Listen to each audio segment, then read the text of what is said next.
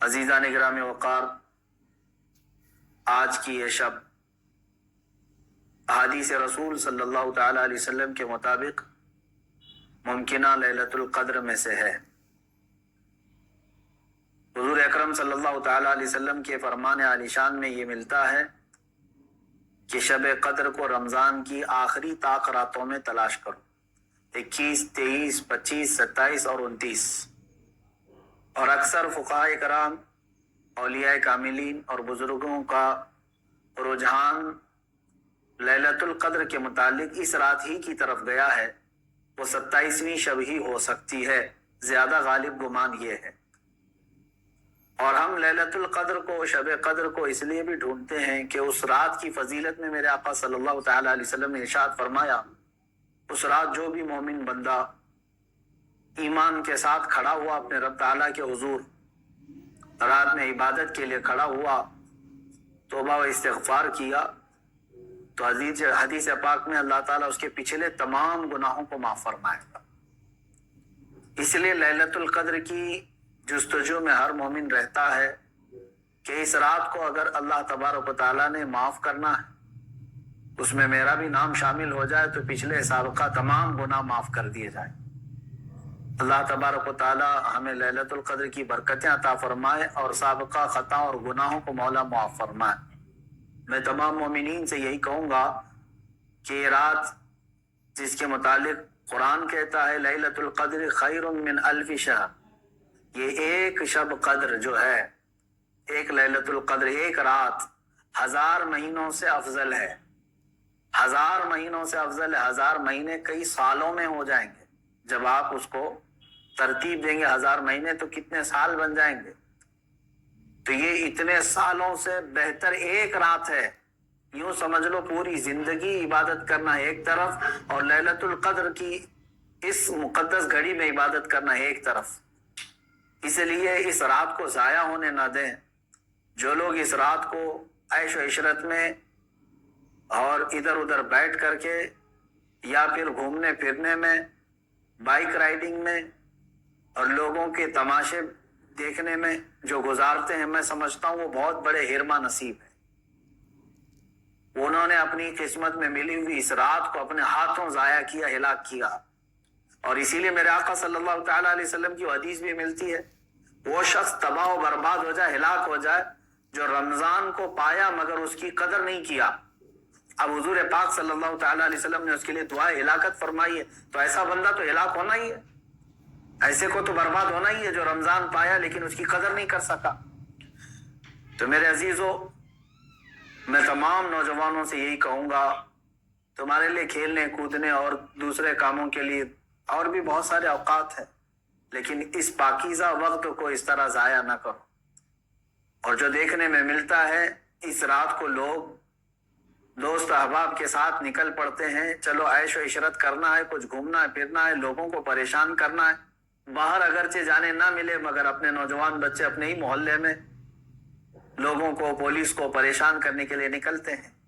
تو کیا یہ رات اس طرح کے عیاشیوں کے لیے آتی ہے؟ کیا تم اس کو اوروں کی طرح، غیروں کی طرح سمجھتے ہو کہ انٹرٹینمنٹ کی ایک رات ہے، دوسروں کے تہواروں کی طرح رقص کرنا، ناچنا، شراب پینا، معاذ اللہ؟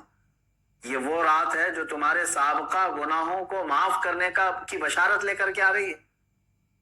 تم اس کی طرف توجہ نہیں دیتے تو پھر ایک بات یہ بھی یاد رکھ لو، تم میں سے کسی کو یہ بات خبر نہیں ہے، کسی کو معلوم نہیں ہے کہ اگلا رمضان تمہاری زندگی میں آئے گا کہ نہیں آئے گا، نہیں معلوم ہے۔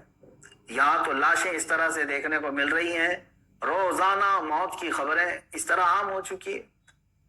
تو آپ اندازہ کرو کہ اگر آپ کو اللہ تعالیٰ نے یہ رات عطا کیا ہے تو یہی سوچ کر کے کہ آپ عبادت کرو کہ شاید میری زندگی کی آخری رات ہوگی، یہ لیلۃ القدر شاید میری زندگی میں دوبارہ نہیں ملے گی۔ جب یہ تصور تمہارے اندر آئے گا تو انشاءاللہ عبادت کا ایک ذوق بھی بڑھ جائے گا، لطف بھی آئے گا، اور اللہ تعالیٰ سے گڑ گڑا کر کے مانگو گے بھی۔ اس طرح سے مانگو کہ مولا اگر یہ میری زندگی کی آخری شب قدر ہے تو اس رات کو بخشے بغیر مجھے اپنی جگہ سے نہ اٹھا، میرا نام بخشے وہ میں شمار فرما۔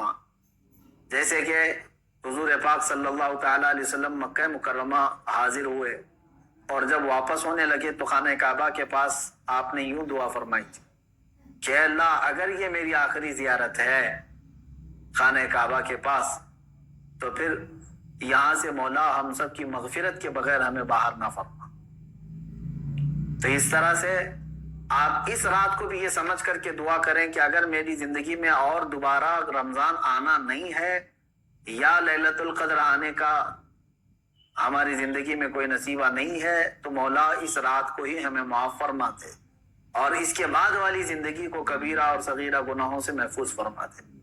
یہ لیلۃ القدر کے سلسلے میں میرے عزیزوں عبادتوں کا اہتمام کریں، عورتیں اپنے گھروں میں بچوں کو بھی لے کر بچیوں کو بھی لے کر بیٹھیں۔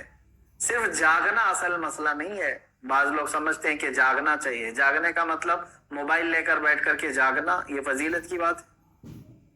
جاگنا اس کے لیے افضل ہے جو اپنے آنکھیں قرآن کی تلاوت میں لگا چکا ہو یا اپنے جسم کو رب ذوالجلال کی عبادت میں مصروف کر چکا ہو۔ اور اگر خالی جاگنا اور غیبت کرنا، چغلی کرنا یا واہیات دیکھنا ہے تو میں سمجھتا ہوں اس سے بہتر ہے سو جانا اس آدمی کا، وہ سو جائے گا تو کچھ گناہوں سے بچ جائے گا۔ تو یہ محض گناہ کرنے کے لیے جاگنا یہ افضل نہیں ہے اور نہ ہی اس میں کوئی نیکی کی بات ہے۔ اللہ تبارک و تعالیٰ سب کو اصلاح کی توفیق عطا فرمائے۔ اب شب قدر ہے کون سی؟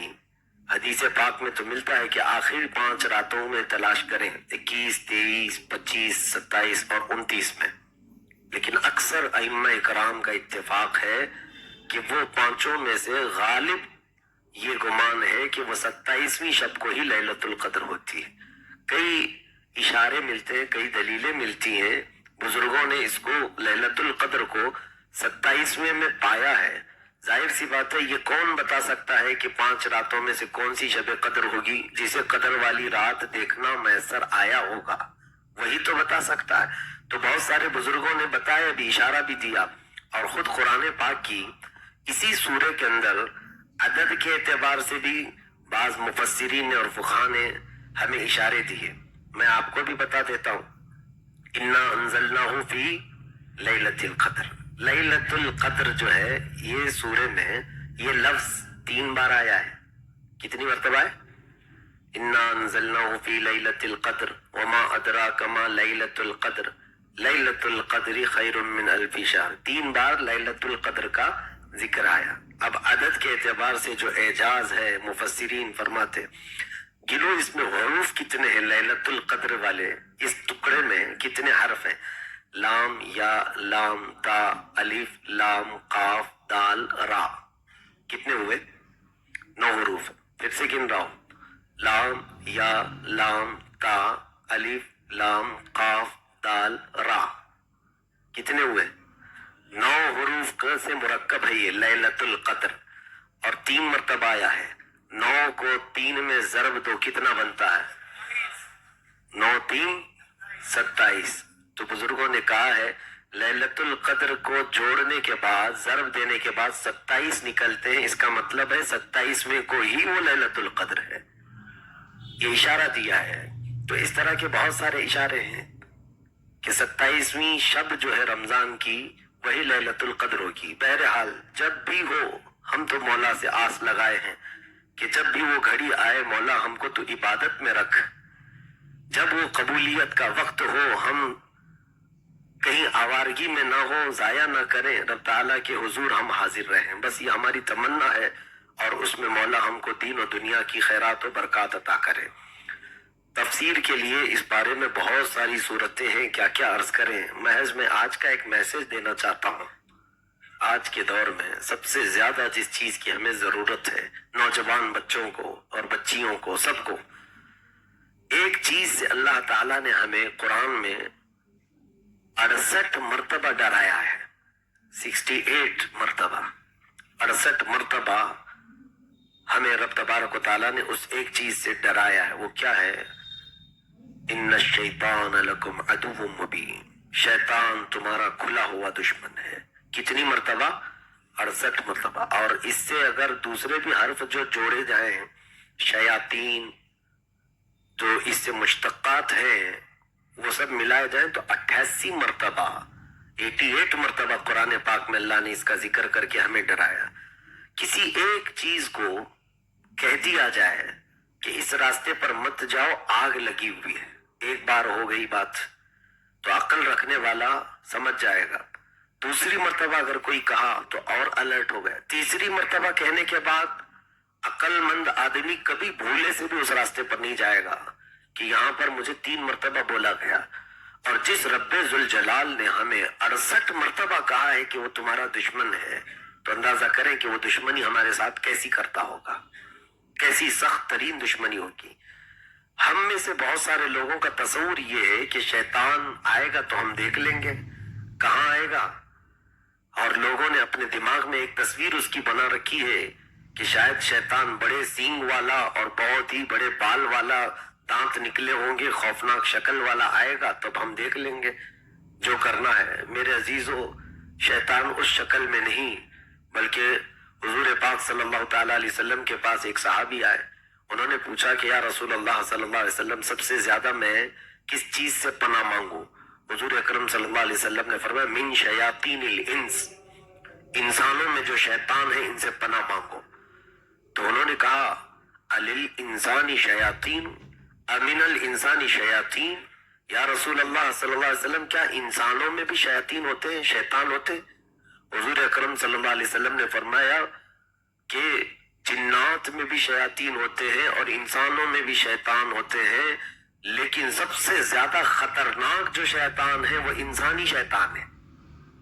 اور ہم نے آج پڑھا بھی ہے الذی یوسوس فی صدور الناس من الجنۃ والناس. اللہ تعالیٰ فرماتا ہے وہ جو وسوسے پیدا کرتا ہے سینوں میں، لوگوں کے سینوں میں جو وسوسے پیدا کرتا ہے وہ کون ہے؟ من الجنۃ، جنات میں سے بھی ہوتا ہے، والناس، انسانوں میں سے بھی.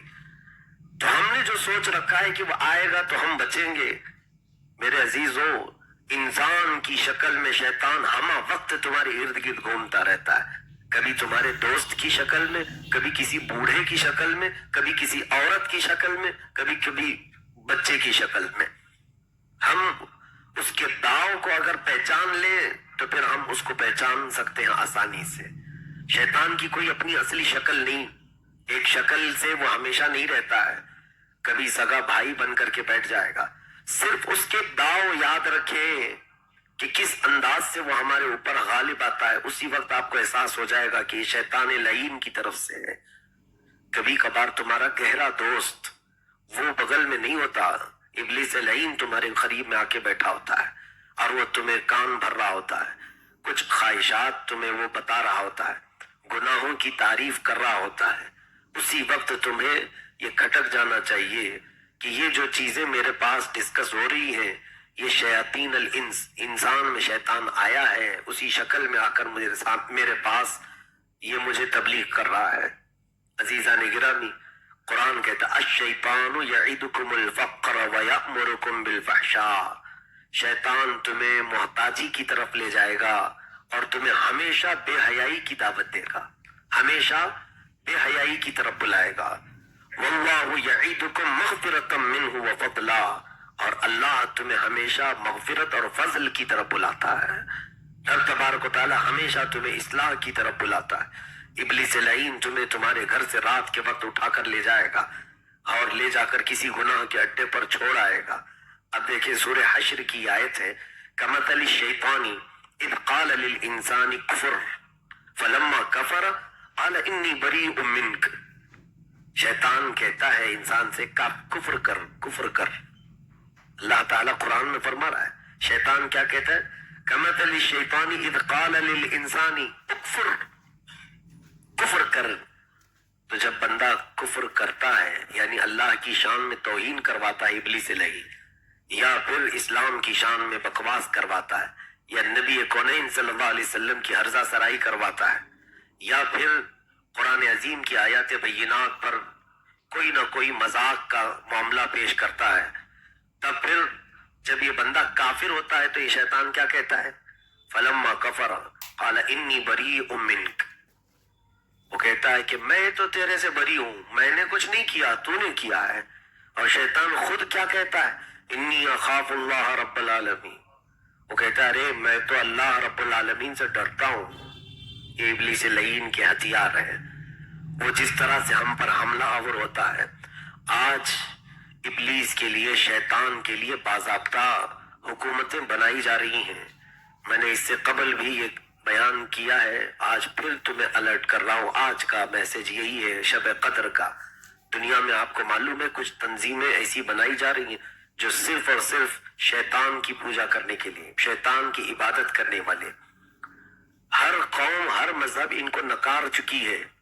عیسائی بھی ان کا رد کرتے ہیں، یہودی بھی ان کا رد کرتے ہیں، لیکن ایک قوم ہے یہ یہودیوں سے نکلی ہوئی، ان کو عربی میں عبدۃ الشیاطین کہتے ہیں اور انگلش میں ڈیول ورشپرس، یہ شیطان کے پجاری۔ یہ ان کا کام صرف اور صرف یہ ہے کہ ہر قوم کو ان کا عقیدہ توڑا جائے۔ یہ صرف اسلام اور مسلمانوں کے دشمن نہیں، عیسائیوں کے بھی وہ دشمن ہیں، یہودیوں کے بھی دشمن ہیں۔ جس کے ہاں کوئی دین اور عقیدہ ہے اس کے وہ دشمن ہیں۔ کوئی آسمانی کتاب نہیں ہونی چاہیے۔ اور ان کے پلانز اگر میں آپ کو بتاؤں، شیطان کے پجاری یہ مٹھی بھر ہیں۔ فری میسن کا نام سنا ہوگا آپ نے، یہ سب تنظیمیں وہی ہیں۔ یہ ماں باپ کا تصور ہمارے یہاں ہے، بچوں کو ابا اور اماں کہنے والا ماحول ہمارے پاس ہے، لیکن یہ ڈیول ورشپرز جو ہیں، شیطان کے پجاری، ان کو سب سے زیادہ خطرہ اسی فیملی سسٹم سے ہے۔ وہ توڑنا چاہتے ہیں کہ یہ فیملی سسٹم نہیں ہونی چاہیے۔ باپ کون ہے وہ بچے کو معلوم نہ ہو، ماں بچہ پیدا کر کے آوارہ ہو جائے، پھر کسی کے پاس جائے۔ یہ کام انہوں نے یورپ میں کیا ہے میرے عزیزو۔ آج 50% سے زیادہ وہاں پر فیملی سسٹم خراب ہے، بچے آوارہ ہیں، ان کا کون باپ ہے انہیں معلوم نہیں۔ اب تو وہاں پر آپشن بھی رکھے گئے ہیں، باپ کا نام لکھنا کوئی ضروری نہیں، اور ماں ایک بچہ پیدا کرنے کے بعد اگر اس کی پرورش نہیں کر سکی، کسی اور کے ساتھ چلی گئی، پھر اس کے ساتھ۔ حد تو یہ ہے کہ وہاں شادی کا تصور بھی ختم کر دیا ان لوگوں نے۔ شادی کوئی ضروری چیز نہیں، ساتھ میں رہو، اگر جم گیا تو ٹھیک ہے، نہیں تو الگ ہو جاؤ۔ اس طرح سے ایک عورت کے 4 5 شوہر، اور ہر ایک سے ایک الگ الگ بچہ، اور پھر وہ عورت کے اندر وہ بچوں کی جو ممتا تھی وہ ختم کر دی گئی۔ پورا کا پورا نظام معاشرت تباہ کر دیا گیا۔ خاندانی جو نظام ہے یورپ میں پورا تباہ ہے۔ وہ سسٹم یہاں لایا جائے گا کہ شادی کا تصور ختم کرو، بس ایک لڑکا اور ایک لڑکی ملتے رہیں، اور اس کو آج ہائی لیول کا فیشن سمجھا جاتا ہے۔ جس کے ساتھ لڑکیاں گھومتی ہوں اس کو پوش سمجھا جاتا ہے، صرف اس لیے بغیر شادی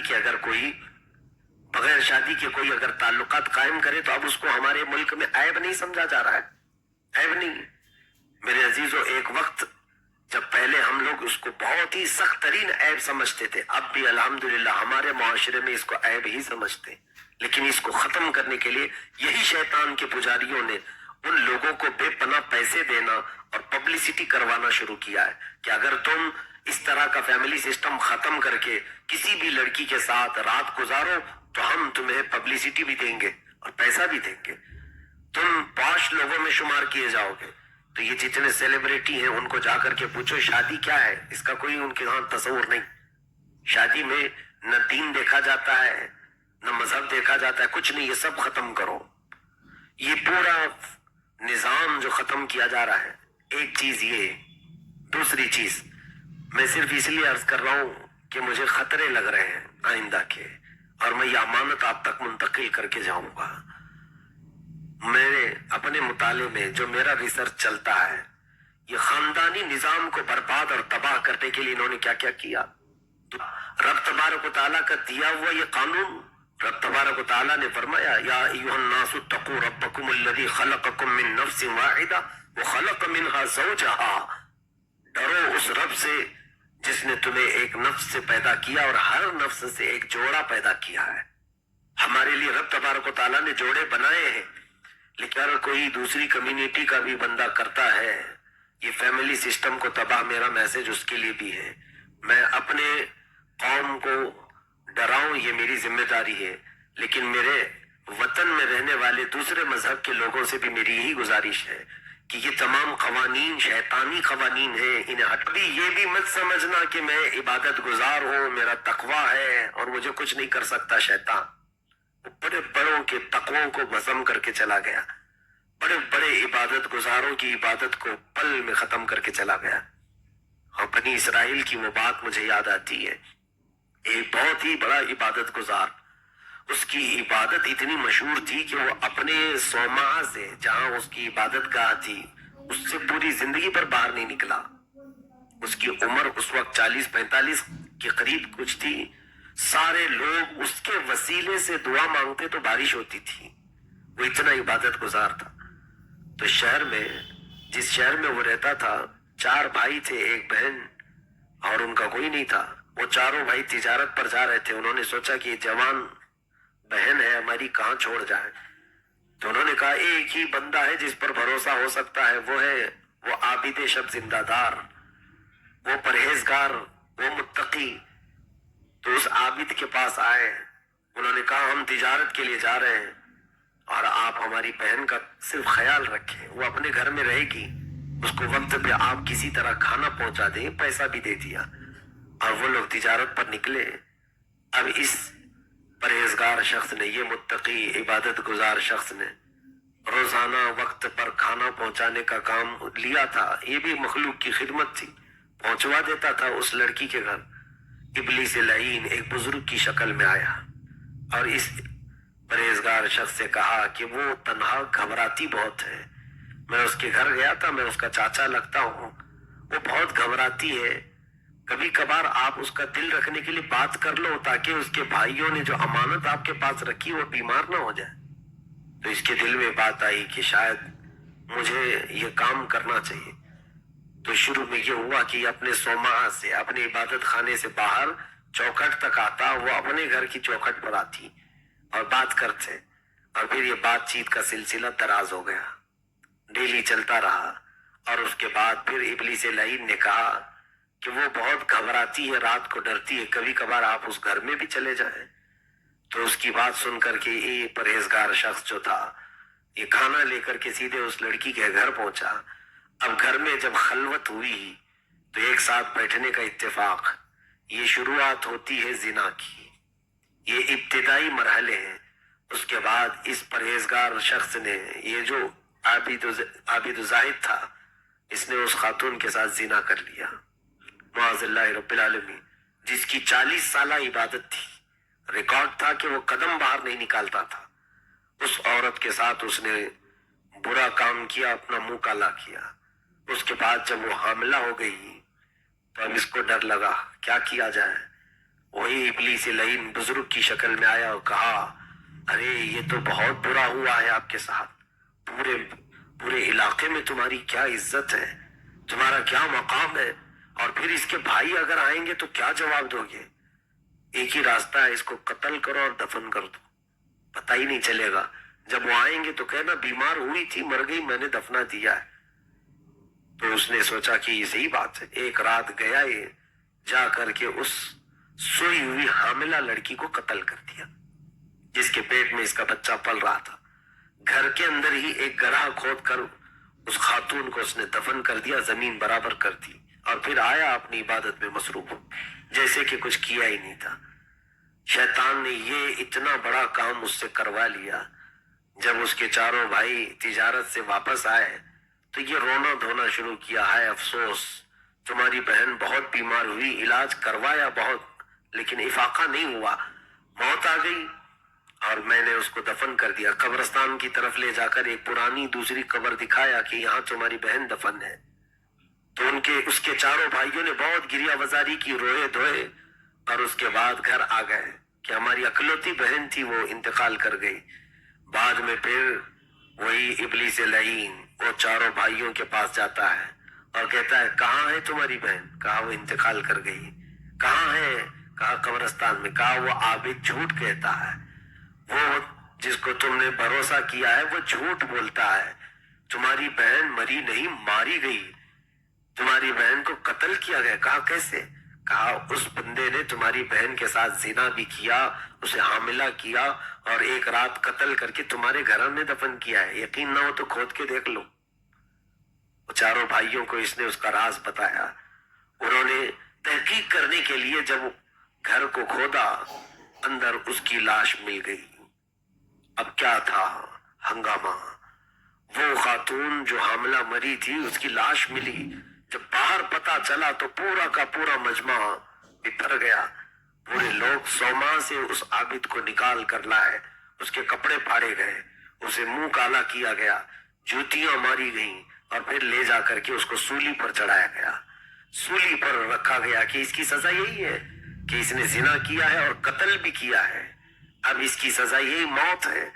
تو جب لوگ اس کے اوپر پتھر برسا رہے تھے تب شیطان پھر اس کے پاس آتا ہے، آ کر کے کہتا ہے بہت برا ہوا تیرے ساتھ، ایسا نہیں ہونا چاہیے تھا، لیکن دیکھ میں تیری مدد کر سکتا ہوں، میں تیری مدد کر سکتا ہوں، بس ایک شرط ہے، میں یہاں سے تجھے آزاد کر کے بہت دور لے جاؤں گا جہاں یہ لوگ بھی نہیں پہنچ پائیں گے، میرے پاس قوت ہے، طاقت ہے۔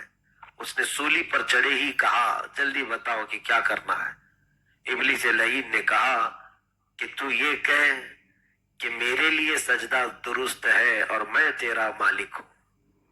اس نے کہا کہ ہاں ابھی تو ہی میرا خالق و مالک سب ہے، تو ہی مجھے بچانے والا ہے، اگر یہاں سے نکلا تو میں سجدہ کروں گا۔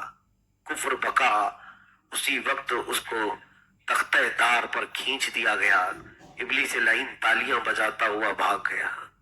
فلما کفر قال انی بریء منک، قرآن میں مولا نے فرمایا انسان کے پاس یہ آ کر کے کہتا اکفر، کفر بول میں تجھے بچا لوں گا، پھر جب بندہ کفر کرتا ہے تو یہ بھاگتا ہوا جاتا ہے میں تو تیرے سے بری ہوں، میں نے نہیں کیا تھا یہ سب، میں تو اللہ سے ڈرتا ہوں، تو نے خود کیا ہے اور جیل۔ اس وقت تک تو اس کی موت آ چکی ہوتی ہے۔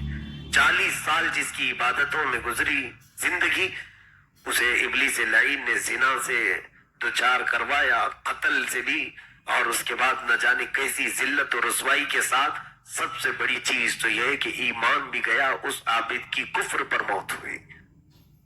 کیا ہمیں اس چیز سے خوف کرنے کی ضرورت نہیں میرے عزیزو؟ آج زنا سے اگر ابتدا ہوئی ہے کسی کی تو وہ ڈرے اس عابد شب زندہ دار کو یاد کر کے کہ جس کی زندگی 40 سال سوما میں گزری، اسے ابلیس لعین نے کہاں تک پہنچایا۔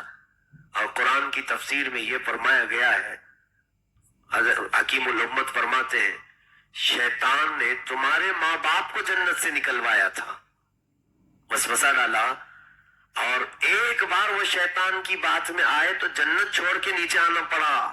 وہ تو نبی تھے آدم علیہ السلام اور حضرت حوا، ایک بار صرف اس کی بات مان کر جنت چھوٹ گئی، اور 350 سال تک دونوں الگ رہے، ملاقات نہیں ہو سکی، اور ہم صبح سے شام تک ہر بات اس کی سنتے ہیں، تو پھر ہمارا انجام کیا ہوگا؟ ایک بات اس کی سننے پر جنت سے خارجہ نیچے آنا پڑا، اور جو کنٹینیو اسی کو فالو کر رہا ہے وہ کون سی جنت کی امید لگائے بیٹھا ہے، وہ کون سے جنت میں جانے کی تمنا لے کر بیٹھا ہے؟ عزیزان گرامی، میں آج ہر ایک کو اس بات سے ڈرا رہا ہوں کہ ابلیس لعین ہمہ وقت تمہارے ارد گرد ہے۔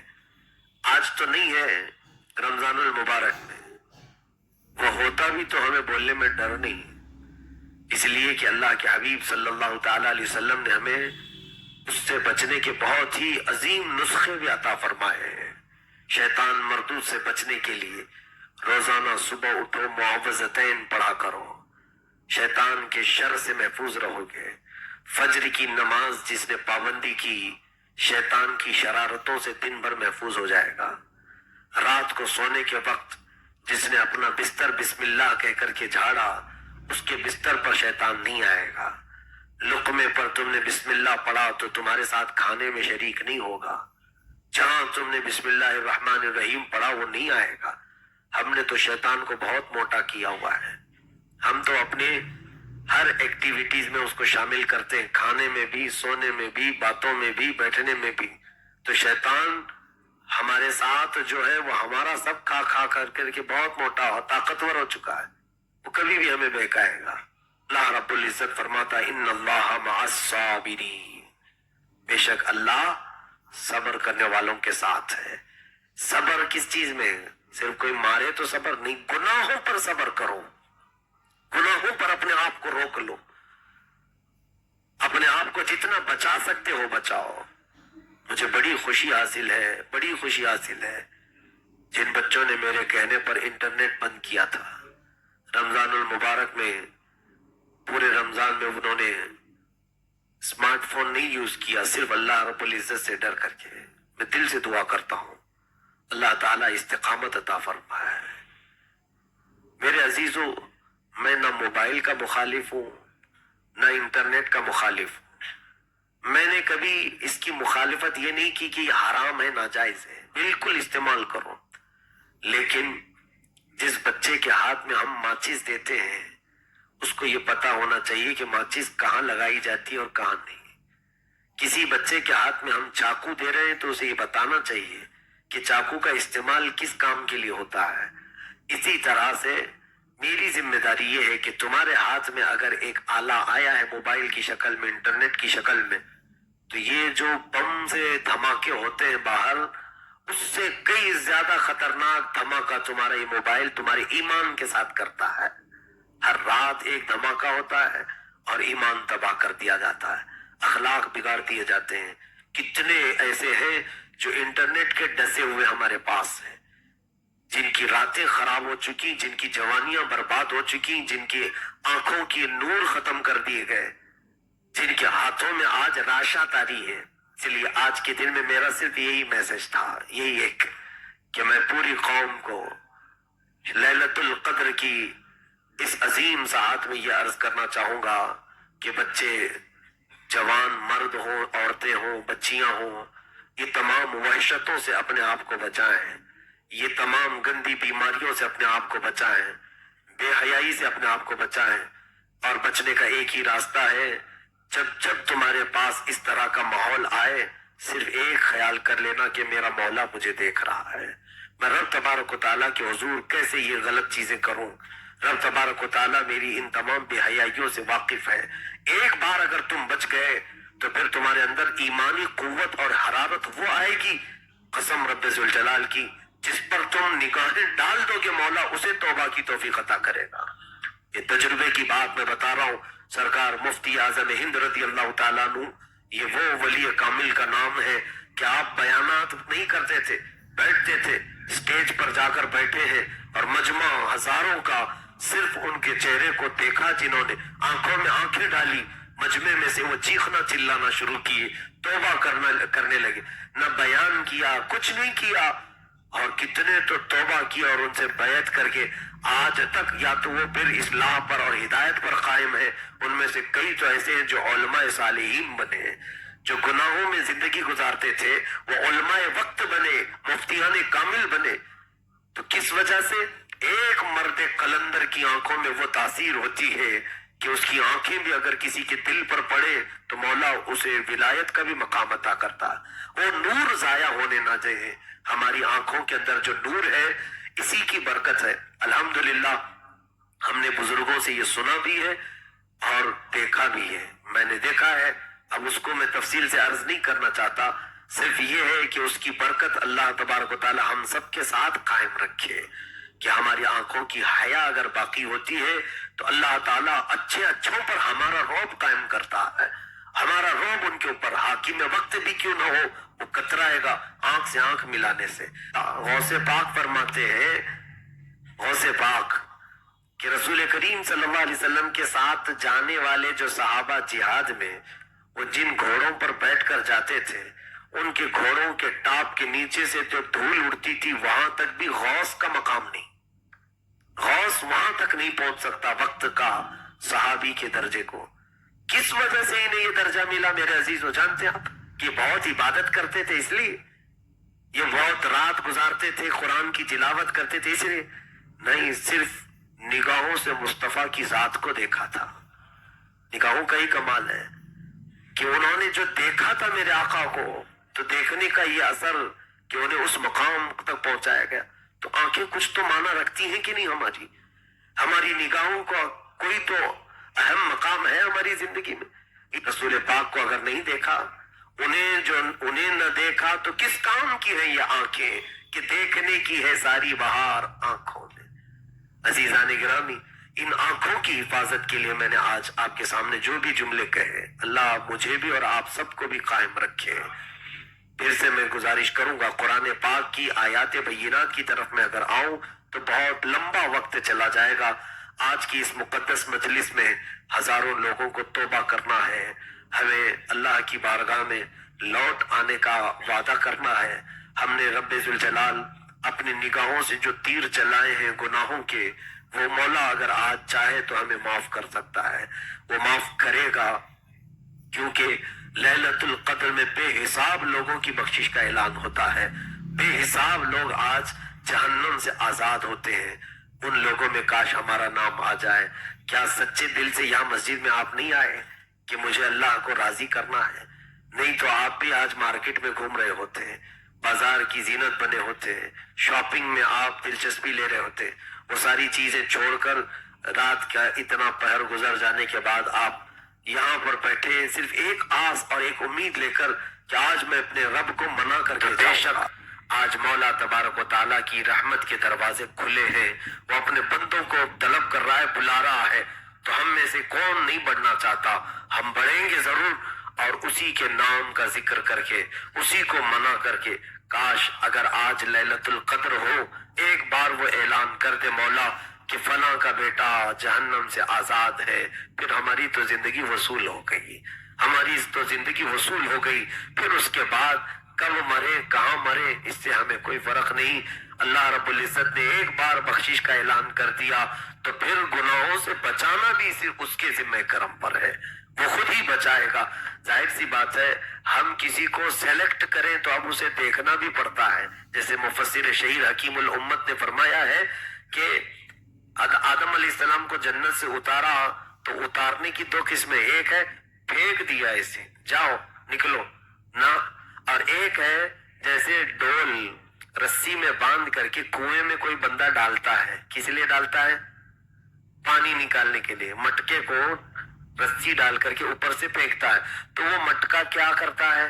اندر جا کر کے پانی میں ڈوبتا رہتا ہے ادھر ادھر، پانی جب بھر جاتا ہے تو پھر اوپر والا رسی کھینچتا ہے، تو رسی اسی کے ہاتھ میں ہے تو گھڑا ٹھیک ہے، سیف ہے، چاہے جتنا بھی ادھر ادھر پانی میں ہچکولے کھایا ہو پھر آ جاتا ہے، کیونکہ مالک کے ہاتھ میں رسی ہے۔ اور اگر اس کے ہاتھ سے رسی چھوٹی تو اسی میں وہ گھڑا ڈوب کے رہ جائے گا، وہیں رہ جائے گا۔ تو مفسرین نے فرمایا ہے سیدنا آدم علیہ الصلوۃ والتسلیم کو اللہ تعالیٰ نے دنیا میں جو بھیجا اس کی مثال ایسی ہے کہ رسی اللہ نے خود مضبوطی سے تھامے رکھا، یہ نہیں کہ دنیا میں انہیں آزاد چھوڑ دیا، ہر برائی سے انہیں بچائے رکھا۔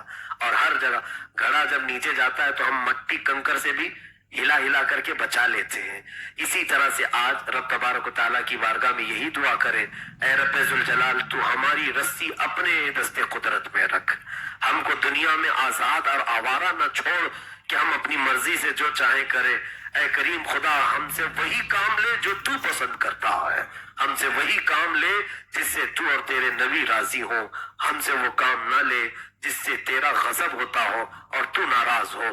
اور ایک بار اللہ رب العزت کی اس رسی سے جو جڑ گیا تو انشاءاللہ امید ہے کہ مولا جب وہ کھینچے گا ہمیں تو انشاءاللہ امید ہے وہی کہ مولا جب وہ کھینچے گا ہمیں تو کھینچ کر سیدھے وہی بھیجے گا جہاں سے ہم نکل کر آئے تھے۔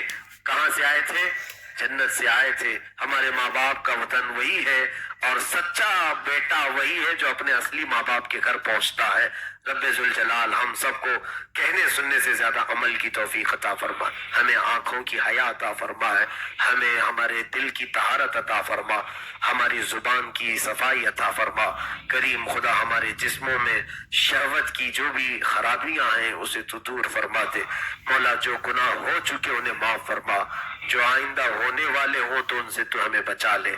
کریم خدا آج لیلۃ القدر کی برکتیں سارے مجمع کو عطا فرما، جو بچیاں عورتیں بہنیں گھروں میں موجود سن رہی مولا ان سب کو تو بے حساب مغفرت فرما، ان کو نیک و صالح خصلتیں عطا فرما، انہیں آوارگی اور بے حیائی سے تو ہمیشہ کے لیے محفوظ فرما۔